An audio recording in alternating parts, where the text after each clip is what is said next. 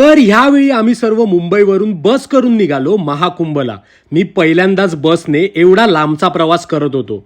बसमध्ये धमाल मजा मस्ती करत आम्ही पोचलो उज्जैनच्या महाकाळेश्वर ज्योतिर्लिंगाचे दर्शन घ्यायला। महाकाल आणि काळभैरव देवाचे दर्शन घेऊन आमची गाडी निघाली ती प्रयागराजच्या दिशेने।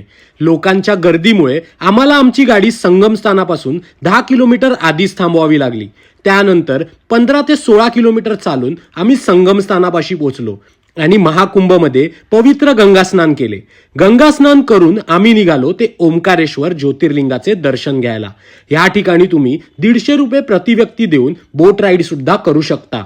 ओंकारेश्वर देवाचे दर्शन घेऊन आम्ही आमची गाडी फिरवली नाशिक येथील त्र्यंबकेश्वर ज्योतिर्लिंगाच्या दिशेने।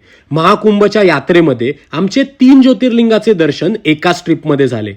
आता ह्याच 3 ज्योतिर्लिंगाची यात्रा आपण बाईकने करणार आहोत, त्यामुळे त्या सर्व बाईक राईड्सचे अपडेट पाहण्यासाठी आत्ताच आपल्या पेजला फॉलो करून ठेवा। धन्यवाद।